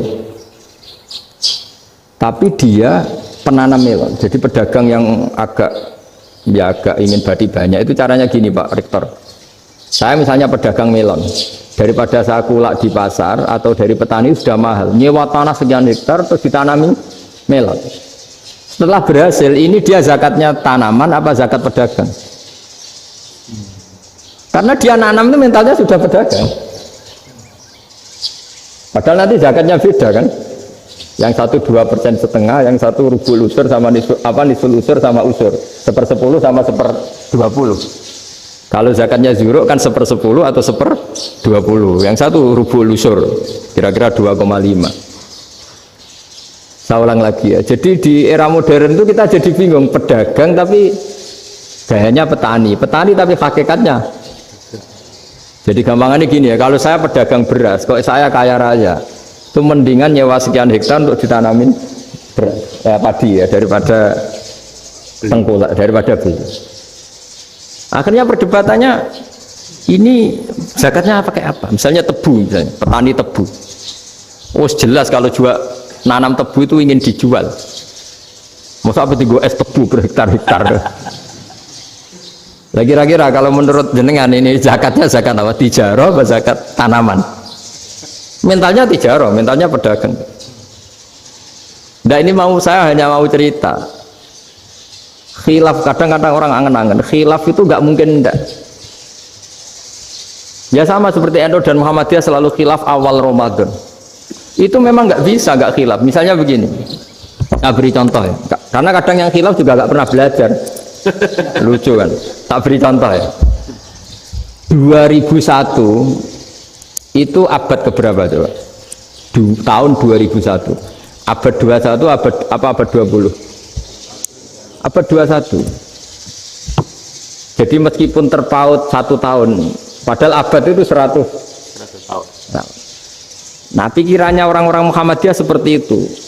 Hilal kalau sudah melewati garis ufuk, meskipun setengah derajat atau 1 derajat itu sudah ikut bulan berikutnya, sehingga ya sudah meskipun sekian derajat sudah dianggap Ramadan. Nah pikirannya orang NU enggak, harus ru'yah bil fi'li. Itu sebetulnya lagi-lagi sebenarnya enggak masalah NU dan Muhammadiyah, itu di kitab-kitab ya seperti itu.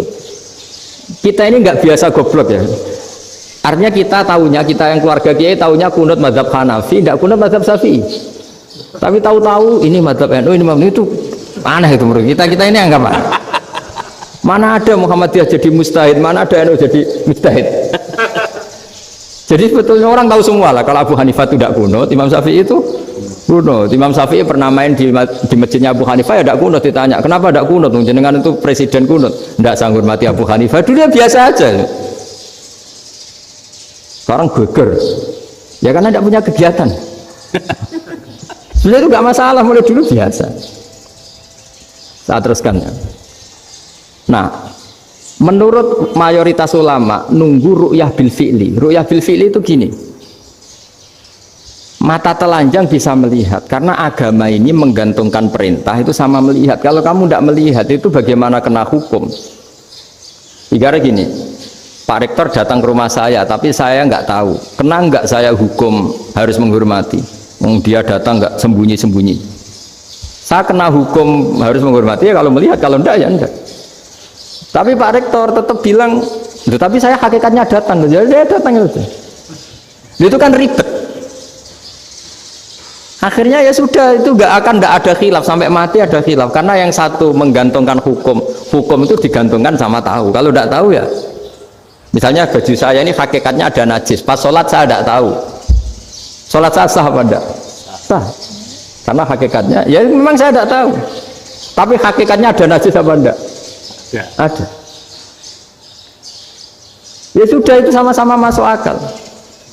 Ada lagi khilaf yang senam muta. Fasyamu salasati ayamin fil haji wa sab'atin idza raja'tum. Singkat cerita ada satu pelanggaran haji yang kata Allah kafarohnya itu puasa 3 hari sama 7 ketika kamu pulang, idza raja'tum, ketika kamu pulang. Dalam mazhab Syafi'i yang namanya pulang itu yang haji sudah sampai rumah. Di mana-mana pulang itu ya sampai rumah. Dalam mazhab Abu Hanifah enggak, ketika orang sudah balik kanan dari Arab Saudi, dari Mekah, ya namanya sudah pulang. Misalnya gini, ini Pak Rektor pamit saya, Pak Haris. Gus, Pak Haris mana? Ya sudah pulang kata saya, padahal sampai pandangan belum sampai depan. Tapi bagi keluarganya belum pulang. Lah lalu idza raja'tum ketika pulang itu bahasanya siapa? Bahasa istrinya apa bahasa yang ditamoni? Kamu ditamoni orang, terus kamunya mana? Sudah pulang. Tapi tanyakan istrinya, belum pulang. Khilaf-khilaf gini kok jadi geger itu kan goblok banget maksud saya itu. Jadi biasa, gini itu biasa. Jadi ya karena memang ini bukan masalah akidah, ini masalah furu'iyah, masalah fikih itu masalah furu'iyah. Mau tidak mau harus beda. Misalnya di sholat juga gitu. Wa ayu qu'udin qu'adal musolli sokat sholatu. Duduk dengan gaya apapun itu sholatnya sah. Jika sampean kalau haji atau umroh, orang Arab itu jenenge duduk ngenak awak di kursi. Duduk sopan ya hanya orang Indonesia loh. Kalau sholat itu masih duduk ala orang tahiyat. Kalau sampean di Mekah, duduknya pakai apa coba? Kursi ya? Oh enak sholat duduk. Karena memang takbirnya di fikih dengan duduk gaya apa saja sah. Makanya sengenak awak duduk di kursi. Ribet kan? Mau tidak disahkan itu namanya duduk. Mau disahkan masa iya soal Allah kok duduk santai-santai gitu. Tapi mau apa? Ini fikih. Ya saya ulang lagi ini fikih. Fikih itu ya sudah ini fikih. Makanya kalau ulama berdebat misalnya Abu Hanifah berpendapat sholat itu wajib baca Fatihah apa asal Quran. Dalam mainstreamnya ya Fatihah karena la sholat lima lam yakro bi Fatihatil kitab. Tapi cara Abu Hanifah enggak. Faqra'u ma tayassara minal Quran, bacalah apa saja yang mudah bagi kamu. Asal itu Quran. Sementing gak gending Jawa, gak nyanyi lah gitu. Ya sudah mau apa coba? Jadi ya susah memang kalau fikih itu ya sudah seperti itu. Ada lagi yang masih ekstrim misalnya. Yang namanya menyembelih hewan itu gimana coba? Dari hidup ke mati, apa pasti mati disembelih? Cara mazhab Imam Syafi'i yang namanya menyembelih itu penyembelian harus menjadi sebab kematian. Itu yang sah. Karena lagi penyembelian menjadi sebab kematian yang syar'i. Sehingga beliau mensyaratkan hewan yang disembelih ini masih punya hayatun mustaqirrah, punya kehidupan yang normal. Sehingga kalau nggak disembelih ya hidup. Jika kalau ada hewan ketabrak truk kejet-kejet mesti mati nih buat sembelih, itu nggak sah karena nggak usah disembelih ya wes mati kan, karena ini hanya nunggu koordinasi Israel kan, dia kejet-kejet itu kan prosedur itu, tapi tidak disembelih pun mati. Tapi cara mazhab Malik enggak, pokoknya anggere jek duwe nyawa jenenge kewan urip. Dengan kamu sembelih berarti matinya mergo mbok sembelih, meskipun nanti ya nggak usah disembelih ya mati. Coba hitung secara ilmu matematika, kalau nggak disembelih hidupnya 5 menit, gara-gara kamu sembelih hidupnya langsung mati. Terus dia matinya cara di persidangan matinya disebabkan apa? Disebabkan disembelih apa kecelakaan? Loh, debat toh kamu sama-sama UMM aja debat.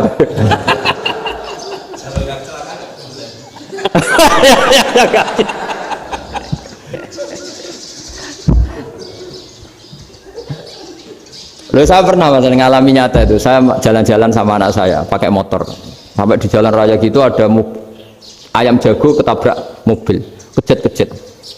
Orangnya tanya, Gus ini halal tau ora? Wis kanggo kon halal lah. Suatu saat dia nggak terima kan, tanya, kenapa Gus? Ya nak kiai ra pantes, masuk kewan mesti mati nih tak sembelih, nak ra kiai pantes kata.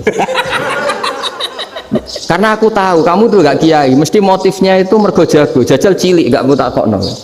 Adekan ayam itu bayi kan gak ditanyakan, kejat-kejat mati rak lah, wong cilik wae. Tapi masalahnya ini kan jago, eman itu. Tapi secara fikih pertanyaannya tadi, hewan yang sudah tidak punya hayatun mustaqirrah, dia hanya punya al hayat al ittiroriyah, dia punya harokah ittiroriyah, dia mati kejat-kejat, memang prosedur mati harus seperti itu. Mbok kecelakaan kayak apa, kalau mati kan kejat-kejat dulu.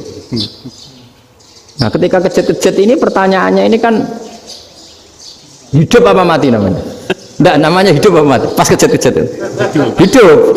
Cara Imam Malik itu hidup. Ya sudah, kalau hidup disembelih ya halal. Karena misalnya nanti kalau nggak disembelih matinya kan 2 menit lagi, gara-gara disembelih mati sekarang. Tetap penyebab kematian itu nyembelih. Penyembelian ini sebab kematian. Tapi kalau Imam Syafi'i enggak, cara berpikir wes nemen, paling roh besok kaget langsung mati. Kalau gitu berarti kamu nyembelih barang mati. Jadi fikih itu kadang unik. Makanya ketika ngitung fikih itu unik ya. Orang keluar mani wajib apa? Mandi kan. Terus Imam Syafi'i ditanya, kenapa kalau orang lahir kelahiran juga harus mandi? Namanya nifas. Fa innal walada waliyun munakidun. Ya anak ya mani yang menggumpal. Bedanya apa anak dengan mani itu? Jadi fikih itu kadang lucu. Di rumah-rumah tenan juga lucu. Keluar mani wajib mandi. Berarti kalau keluar anak ya wajib mandi, karena hakikatnya anak adalah mani yang mengkristal. Sudah jadi dosen macam-macam itu kan hakikatnya mani. Itu fikih. Nah terus ditanya, kenapa kalau lahir langsung mati tidak wajib disolati? Ya jawabannya Mas Syafi'i lucu. Di mana-mana sholat itu nyolati mayit. Yang namanya mayit itu pernah hidup terus mati. Kalau itu tidak mayit ya sudah. Jadi kadang, nah iya kan disebut sholat mayit. Yang namanya mayit itu apa? Pernah hidup. Nah ini kan tidak pernah hidup. Maka ya sudah seperti itu. Jadi nggak khilaf itu nggak mungkin. Nah kalau qit'atul lahmin, kalau hanya potongan daging, mungkin wah itu tidak manusia karena qit'atul lahmin. Sekarang pertanyaannya, kalau sudah berbentuk manusia, meskipun tidak pernah hidup, nah ini mulai perdebatan karena melihat tidak pernah hidup itu nggak memenuhi syarat, tapi melihat ini sudah suratu adamiyin, bentuknya sudah. Nah kira-kira gitu perdebatan fikih. Makanya dulu awal mula zaman sahabat itu sudah debat. Masyhur kan Nabi ada kontingen ke Bani Quraidah. Ya kalau kira-kira saya minta Pak Rektor kamu jangan, kalau ke Malang jangan sholat asar kecuali sampai Tuban. Sebelum Tuban ternyata matahari mau tenggelam. Terus Pak Rektor milih, wah sudah sholat di Bulu. Padahal belum Tuban. Padahal saya bilang jangan sholat asar kecuali di Tuban. Yang Pak Haris enggak, tetap sholat di Tuban meskipun matahari sudah tenggelam. Karena Nabi menyebut Tuban. Singkat cerita, zaman itu kan Bani Quraidah. La tusolliyanal asra illa fi Bani Quraidah. Kalian semua jangan sholat asar kecuali sampai Bani Quraidah. Ternyata di tengah perjalanan matahari sudah mau tenggelam, kira-kira kurang 2 menit atau 3 menit. Sahabat-sahabat, sudahlah kita sholat asar di sini. Kalau sampai sana pasti sudah tenggelam, separuh sholat. Yang separuh enggak, kata Nabi harus di Bani Quraidah. Ya sudah nunggu di Bani Quraidah meskipun matahari sudah tenggelam. Sehingga cerita 2 kelompok ini matur, ya Rasulullah kita ngalami ini perdebatan gini-gini. Di semua riwayat di hadis-hadis sahih disebut falam yu'annif wahidan minhuma. Nabi tidak menyalahkan salah satunya atau enggak menyalahkan dua-duanya. Itu bahasa Indonesia juga ribet, yang benar gimana itu? Enggak menyalahkan salah satunya, apa enggak menyalahkan dua-duanya? Gimana bahasa benarnya? Salah satunya. Salah satunya itu dua-duanya? Ya. Enggak, kalau bahasa Indonesia tidak menyalahkan Kedua-duanya. Kedua-duanya apa salah satunya yang benar? Kedua-duanya. Kedua-duanya. Bahasa Indonesia itu ya kadang ruwet ya. Orang pinter kayak Pak Habibie itu namanya ya orang luar biasa. Nanti sekolahnya orang-orang idiot itu ya sekolahan luar biasa. Orang pinter banget bahasa Indonesianya ya luar biasa. Kalau sekolah untuk orang-orang yang idiot juga luar biasa. Jadi kalau dipuji luar biasa itu gak jelas nih luar biasa ya. Gak jelas kata bahasa kita ini katanya gak jelas. Nah itu gak menyalahkan dua-duanya apa salah satunya? Keduanya, tidak menyalahkan kedua-duanya. Misalnya dibahasakan gak menyalahkan salah satunya, benar apa salah? Benar ya? Benar, berarti ya sudah benar semua. Jadi itu bukti bahwa ijtihad itu boleh. Saya ulang lagi, bukti bahwa ijtihad itu boleh. Padahal ini jelas, yang satu harus sholat asar, padahal matahari sudah tenggelam. Makanya diantara fikih unik itu begini. Saya ulang lagi fikih unik. Saya menyaksikan betul ketika ada orang tanya Mbah Mun saya ini Kopassus. Kadang latihan itu sampai waktu zuhur habis. Saya harus bagaimana? Jawabnya Mbah Mun itu unik. Sementing ojo ngosor sholat. Engkau yojo niat jamak, atau kodok katanya. Singkat cerita terus orang ini diskusi sama saya karena ini ya alim pernah mondok. Kenapa kosor tidak boleh? Karena kosor itu ekstrim, merubah bentuk sholat dari 4 menjadi 2. Maka alasannya harus jelas. Harus jelas itu orang yang latihan di Kopassus itu kan dia sudah berasrama di situ. Berarti dia sudah tidak musafir karena asramanya di situ, sudah mukim. Kalau dia kosor itu merubah bentuk sholat dari 4 menjadi 2. Merubah itu ekstrim. Tapi kalau dia qadha itu hanya mengakhirkan sholat dari waktunya. Kira-kira kalau kamu jadi malaikat ekstrim mana? Merubah sama menunda? Ekstrim merubah kan? Karena 4 menjadi 2. Terus ojo jamak takdim tapi jamak takhir. Itu juga penting. Bagi pengkaji fikih itu penting. Kalau jamak takhir itu salah-salah sidik ora pati popo. Kenapa? Kan mirip zuhur qadha. Kalau jamak takhir kan tapi kalau jamak takdim asar kok di waktu zuhur ekstrim mana? Perubahan takhir sama takdim itu ekstrim mana? Ekstrim takdim karena melakukan sesuatu belum waktunya. Belum waktunya. Jadi itu memang ya memang tadi kajian-kajian fikih itu memang unik. Karena bagi ahlinya, saya ulang lagi tapi ini saya ulang lagi bagi ahlinya. Makanya ketika Nabi menjamak sholat ketika nusuk, ketika haji itu kata Imam Syafi'i lis safar. Karena Nabi pergi jauh karena rumahnya Madinah. Tapi resikonya fatwa itu adalah orang Mekah nggak boleh jamak karena kawasannya nggak sampai 90 kilo lah kalau sekarang mungkin. Tapi kalau tahu Imam Malik nggak, jalin nusuk sehingga orang Mekah pun yang haji ya boleh jamak karena alasan jamaknya karena nusuk, karena haji bukan karena jarak. Terus diteruskan lagi. Kalau karena pergi boleh jamak, memangnya pergi itu kenapa? Karena repot. Nah itu masalah kan, syakkok. Nah, terus mulai ada orang-orang yang ngawur kan, resepsi jamak, ribet. Wes resepsi duit utangan kan capek. Wah itu sudah jamak. Ribet kan. Jadi kalau sudah illatul hukmi itu sudah mesti bikin masalah. Kalau sudah illatul hukmi itu pasti bikin masalah. Nah, pertanyaannya, jamak itu masih gampang karena bentuknya sholat masih 4. Yang ekstrim kalau qasar karena bentuk sholat 4 menjadi 2. Maka kata Mbah Mun pesennya, nak kue ra mesti bener jika alasan itu tidak mesti benarnya. Pokoknya sementing tidak qasar. Juga tidak jamak takdim karena qasar ini kan merubah bentuk sholat kan ekstrim. Jamak takdim juga ekstrim karena mendahulukan sholat sebelum waktunya. Kalau jamak takhir kan biasa, kalaupun salah kan mirip kodok. Ya mirip kodok biasa kan. Nah ini saya cerita, jadi fikih itu bagi ahlinya itu memang punya konsekuensi yang seperti itu.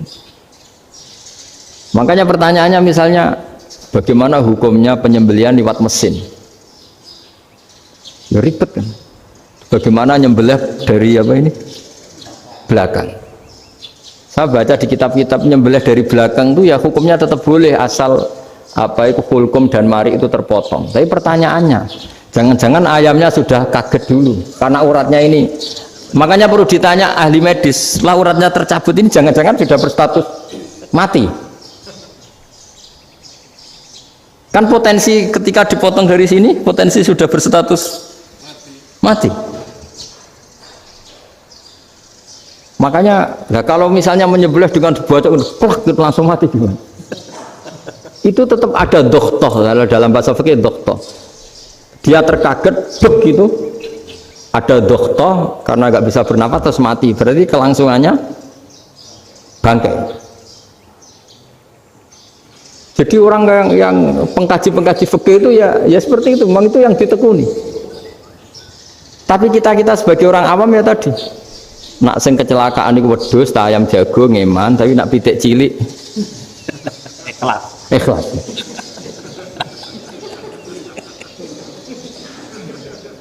Makanya ada pertanyaan orang-orang, saya pernah ditanya itu ya bingung tenan. Gus, kalau ada orang mati oplosan misalnya, jenengan datang sholat enggak? Ya datang sholat kan, dia orang mukmin, saya tetap sholat. Kenapa? Ya kan matinya oplosan. Tapi andekan tokoh yang mati, kamu sholat enggak? Ya sholat kan dia tokoh. Jadi ribet. Fikih itu ribet. Makanya Imam Nawawi nanti ngendikan gini. Ada orang ngundang Nabi, ya Rasulullah, saya mohon nyolati ini. Nabi tanya, punya utang enggak? Punya. Nabi, saya enggak mau nyolati mayit yang punya utang. Terus ada sahabat datang, ya Rasulullah, utang itu tak ambil alih kami. Berarti dia sudah tidak punya utang. Terus Nabi kerso nyolati. Pertanyaannya, utang itu hal yang boleh. Saya ulangi, utang itu hal yang boleh. Tapi kenapa Nabi se ekstrim itu? Tapi ketika Nabi mau kondur itu ngendikan gini, ini PR bagi UMM, ini PR ya. Nabi sebelum kondur bilang gini, sallu ala sahibikum. Jong, saya tidak nyolati ini, tapi tolong ini disolati. Terus kata Imam Nawawi, dianalogikan atau dikiaskan, siapapun pelaku dosa besar atau mati dalam keadaan tidak benar, misalnya pas dugem mati, pas oplosan mati, itu sebaiknya tokoh-tokoh itu enggak nyolati, karena nanti dianggap penghormatan. Misalnya ketua PP Muhammadiyah, rektor nyolati wong mati oplosan, kan keren. Mati oplosan disolati rektor. Ya sudah, tapi kalau nggak disolati nanti ada tradisi yang keliru, yaitu janazatul muslim tidak ngalami disolati, padahal siapapun yang muslim janazahnya harus disolati. Makanya setengah-tengah ya rasa rektor lah, bu satpam semua itu tetap ada yang sholat gitu. Itu kata Imam Nawawi. Jadi ketika ada orang mati nggak benar, itu sebaiknya tokoh-tokohnya nggak ikut nyolati, tapi awamun nas, orang kebanyakan ikut sholat.